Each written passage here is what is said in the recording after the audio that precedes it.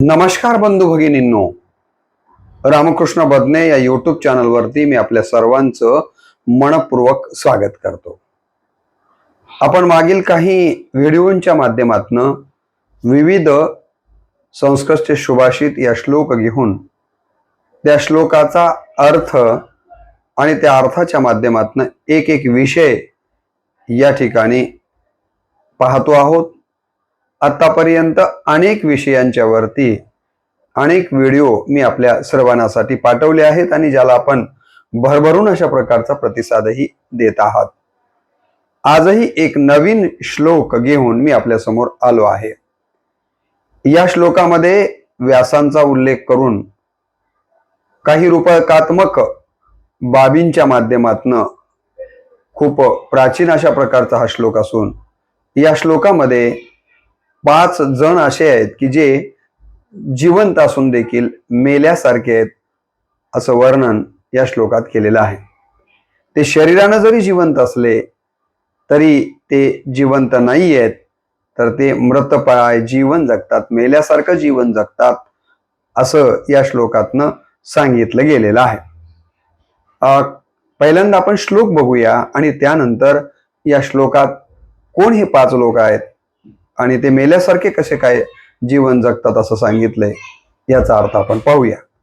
तर श्लोक अशा पद्धतीने आहे, जीवंतोपी मृतः जीवंतोपी मृतः पंचव्यासेन परिकीर्तिता पंचव्यासेन परिकीर्तिता दरिद्रो व्याधितो मूर्खा दरिद्रो व्याधितो मूर्खा प्रवासी नित्यसेवका प्रवासी नित्य सेवका असा हा श्लोक आहे.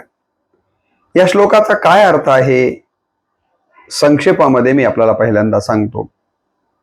या श्लोकाच्या सुरुवातीलाच म्हटलंय की जीवंतोपी मृतः, जिवंत असून मेल्यासारखे आहेत असा एवढ्याचा अर्थ आहे. जीवंतोपी मृतः, जिवंत असून मेल्यासारखे आहेत.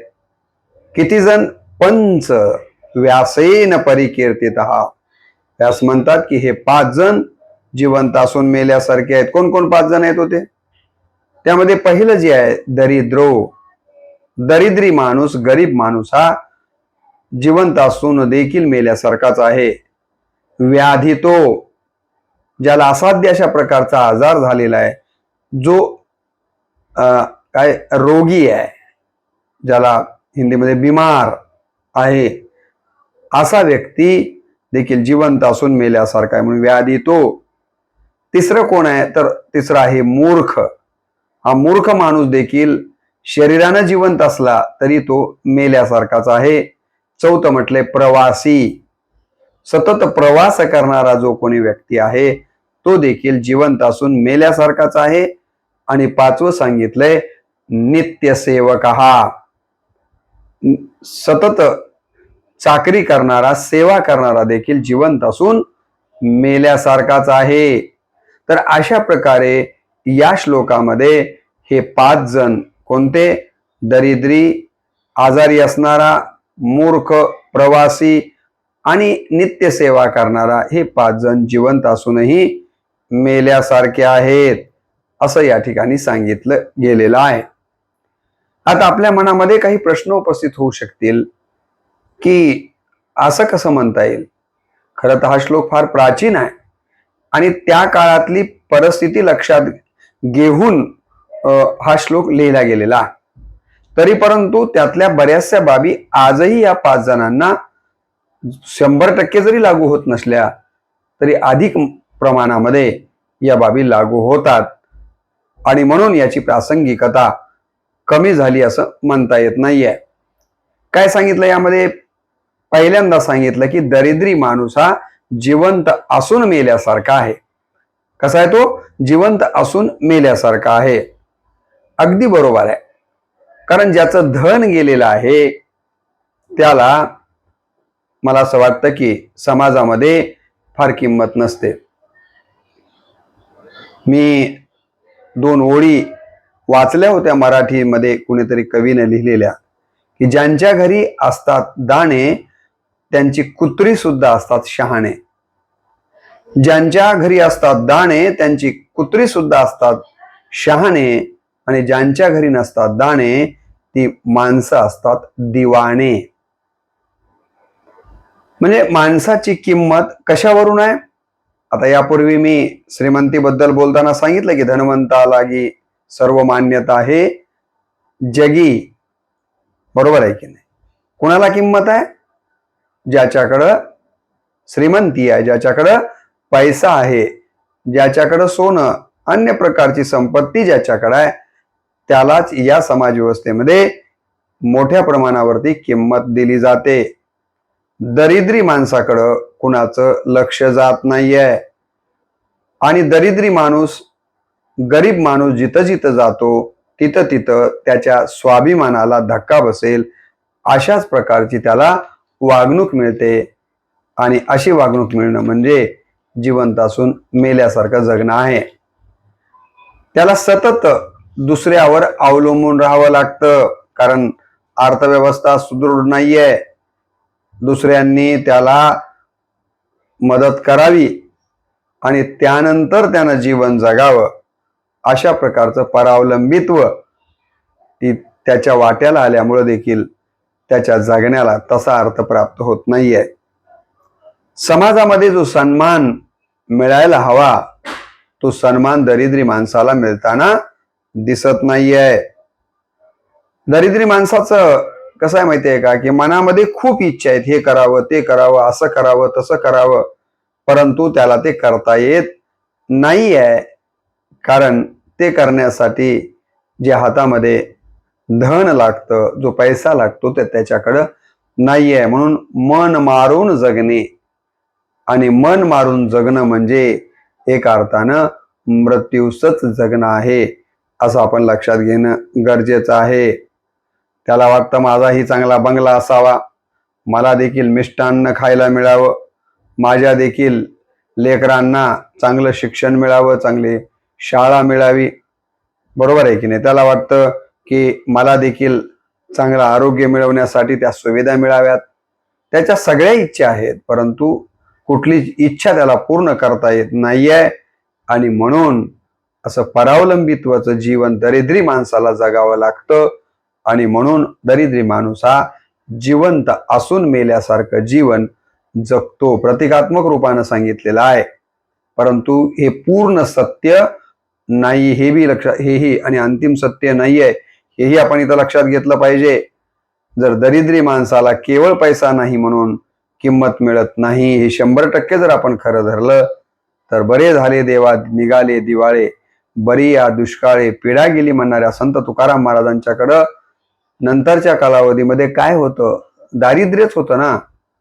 तुम्हाला माहिती आहे की संत नामदेव महाराजांच्याकडं काय होतं? दारिद्र्यच होतं. विदुरांच्याकडं काय होतं? दारिद्र्यच होतं. संत कबीरांकडं काय होतं? दारिद्र्य होतं. म्हणून त्यांना काही सन्मान मिळाला नाही का? त्यांनी काय मेल्यासारखं जीवन जगले आहेत का? नाहीये. परंतु हे संतांच्या बाबतीमध्ये, फार मोजक्या लोकांच्या बाबतीमध्ये असं घडत असेल. परंतु अधिकचं जर आपण पाहिलं तर दरिद्र्य माणसाला या ठिकाणी त्याच्या गुणाला कोणी किंमत देताना दिसत नाही, त्याच्या चारित्र्याकडे म्हणावं तेवढं कोणी पाहत नाही. म्हणूनच असं म्हटलं गेलंय की दारिद्र्यम परम दुःखम. संस्कृतमध्ये काय म्हटलंय की दारिद्र्यम परम दुःखम. सर्वाधिक दुःखाचं कारण जर माणसाचं काय असेल तर त्याच्याकडे असलेलं दारिद्र्य आहे. आणि दारिद्र्याचं दुःख हे मरणाच्या दुःखा इतकंच महाभयानक आहे. आणि म्हणून या ठिकाणी त्या काळातलं असेल किंवा आजचंही असेल तर सामाजिक वास्तव काय आहे, तर दरिद्री माणसाला कुणीही चांगलं वागवत नाही. आणि त्यामुळं त्याला प्रत्येक पातळीवरती संघर्षाचं जीवन जगावं लागतं. या गोष्टीकडं निर्देश करण्यासाठीच असं म्हटलं गेलंय की दरिद्री माणसाचं जगणं हे जगून मेल्यासारखंच आहे. तर ही गोष्ट आपण लक्षात घ्यायची आहे. दुसरं सांगितलं दरिद्रोच्या नंतर काय म्हटलं त्यांनी बघा, व्याधितो म्हणजे रोगी, असाध्य आजार झालेला माणूस. त्याला देखील जिवंत असून मेल्यासारखं मानलं गेलेलं आहे. कारण जिवंत माणसाकडं जो उत्साह असतो, जिवंत माणसाकडे जी क्रियाशीलता असते, जिवंत माणसाकडं जो सकारात्मक विचार असतो, स्वातंत्र्य असतं, या सगळ्या गोष्टी बेडवर पडलेल्या असाध्य आजार झालेल्या रोग्याला करता येत नाही आहेत. आणि म्हणून तो देखील जिवंत असून मेल्यासारखं जीवन जगतो. त्याच्या मनात जसं आहे तसं घडताना त्याला दिसत नाहीये. का दिसतं? तर तसं होताना दिसत नाहीये. आणि म्हणून तो मानसिक दृष्ट्या त्याचं खच्चीकरण झालेलं असतं की आता आपलं काही खरं नाहीये, आपण आता याच्यातनं उठणार नाहीये. एक प्रकारची निराशा, एक प्रकारची चिंता त्याच्या चेहऱ्यावरती, त्याच्या शरीरावरती ठळकपणे दिसायला लागते. आणि त्यामुळं रोगी माणूस सतत मृत्यूच्या छायेत सारखं जीवन जगत असतो. रोगी माणसाला जिवंत असून मेल्यासारखं का म्हटलंय? तर कारण रोगी माणसाला सतत वेदना सहन कराव्या लागतात. आणि त्या वेदना सहन करत असताना त्याच्या तोंडातनं सतत निघतं की यापेक्षा मेलेलं बरं, मला लवकर उचल रे बाबा. हे परमेश्वरा, आता ह्या काही वेदना सहन होत नाहीयेत, हे दुःख काही पाहवत नाहीये. म्हणजे तो जरी जिवंत असला तरी तो सतत मरणाचीच स्मरण करत राहतो. म्हणजे एका अर्थानं तो जिवंत असून मेल्यासारखंच जीवन जगतो. आणि या रोगी माणसाला इतरांच्या वरती अवलंबून राहावं लागतं. त्याला काहीच करता येत नाहीये. इतरांनी त्याला मदत जितकी केली तितक्यावरच त्याचं जीवन आहे. अनेक आजारांच्या मध्ये त्याला दुसऱ्यांनी मदत केली नाही तर त्याला काहीच करता येत नाही. तेव्हा असं जगणं देखील जिवंत असून मेल्यासारखंच आहे. आणि असा माणूस जो रोगी आहे तो बिनकामाचा बनतो, सगळ्यांच्यासाठीच बोझ झालेला असतो. कुणालाच त्याच्याबद्दल म्हणावी तेवढी आस्था राहिलेली नसते. आणि म्हणून त्याचं जगणं हे जिवंत असून देखील मेल्यासारखंच आहे. असं म्हटलं गेले संस्कृतमध्ये, शरीर माध्यम खलु धर्म साधनम. शरीराच्या माध्यमातूनच आपल्याला धर्म प्राप्त करता येतो. मी मागच्या व्हिडिओमध्ये सांगितलंय, आठवतंय का? यासाठी शरीर सुदृढ असावं, चांगलं असावं अशी कामना असून तर तुकाराम महाराज करतात असं म्हणालो मागच्या व्हिडिओमध्ये मी, की नको जाऊ देऊ भंगा, गात्रे माझी पांडुरंगा. याचसाठी म्हटलेलं होतं की हे देवा, माझ्या शरीरात म्हणजे काय, कुठला गात्र भंगा जाऊ देऊ नको, म्हणजे त्यांना आजार होऊ देऊ नको, ती निकामी होऊ देऊ नको. कारण तुझं मला भजन करण्यासाठी, तुझी मला तीर्थयात्रा करण्यासाठी किंवा परोपकारासाठी जे काही लागतं ते करण्यासाठी माझं शरीर सुदृढ असलं पाहिजे. आणि ज्याचं शरीर सुदृढ नाही आहे, जो आजारी आहे, तो जिवंत असून मेल्यासारखाच आहे. परंतु एके काळातली ही गोष्ट इथे या श्लोकामध्ये सांगितलेली आहे की त्या कालावधीमध्ये अशा असाध्य आजारांच्या वरती किंवा नवनवीन तंत्रज्ञान नसल्यामुळं तसं जीवन त्यावेळेला रोगी माणसाला जगावं लागत असेल. परंतु आज परिस्थिती बदललेली आहे. आरोग्यशास्त्र खूप मोठ्या वैद्यकशास्त्र खूप मोठ्या प्रमाणावर प्रगत झालेलं आहे. आणि म्हणून त्याला जिवंतपणे मेल्याचं जीवन जगावं लागेल. काही काळ असेल परंतु सर्व काळ असं जगावंच लागेल असं मात्र म्हणता येत नाही आहे. कारण बऱ्याचशा गोष्टींच्या मध्ये सुधारणा या वैद्यकशास्त्रामध्ये झालेले आपल्याला पाहायला मिळते. तरी परंतु हा श्लोक सांगतो की रोगी माणूस हा जिवंत असून मेल्यासारखाच आहे. या श्लोकामध्ये तिसरा जो व्यक्ती घेतलेला आहे की जो जिवंत असून मेल्यासारखाच आहे, तो म्हणजे मूर्ख व्यक्ती. यापूर्वीचा एक व्हिडिओ मी मूर्खाची 10 लक्षणं सांगणारा अपलोड केला आणि मला वाटतं की या संस्कृत सुभाषितातल्या सर्वात जास्त अगर कुठल्या लोकांनी जर कुठला व्हिडिओ बघितला असेल तरी मूर्खाची 10 लक्षणं हा व्हिडिओ खूप लोकांनी बघितलेला आहे आणि त्यामध्ये मी मूर्ख कुणाला म्हणावं आणि त्याची 10 लक्षणं सांगितलेली आहेत. पुढेही मी काय व्हिडिओमध्ये यानंतरच्या मूर्खाची 5 लक्षणं सांगणारच आहे. तर मूर्ख माणूस हा कसा आहे, तर तो जिवंत असूनही मेल्यासारखाच आहे. आपण त्याला वेडा म्हणतो. तुम्ही बघितलं असेल की मी ज्या मुखेडमध्ये राहतो तिथे एक स्त्री आहे जिच्या डोक्यावर परिणाम झालेला आहे. तर ती मला वाटतं की जिवंत असून मेल्यासारखी आहे. काय खावं, कुठं बसावं, काय करावं तिला काहीच कळत नाही आहे.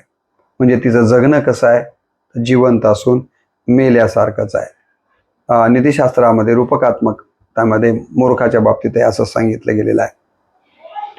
जो अज्ञानी आहे, जो अविवेकी आहे, योग्य ज्ञान स्वीकारण्यास जो नकार देतो, अशाबद्दल म्हटलं गेलेलं आहे. हे मूर्खाला जिवंत असून मेल्यासारखं का म्हटलं गेलंय, कारण मूर्ख व्यक्ती असा असतो की त्याची शिकण्याची वृत्तीच नसते, काही शिकावं म्हणण्याची वृत्ती नसते. त्याचा सगळा विकास खुंटलेला असतो आणि जिथं विकास खुंटला, जिथे मती मंद झाली, तो माणूस जिवंत असून मेल्यासारखाच आहे. मूर्ख माणसाला काय योग्य आहे, काय अयोग्य आहे हे कळतं का हो? अजिबात कळत नाहीये. हे काय चांगलं, हे काय वाईट, हे खरं काय, हे खोटं काय, बरोबर आहे की? कुठल्याच गोष्टींची जाणीव त्याला नसते. काय योग्य काय अयोग्य हे काहीच कळत नाहीये.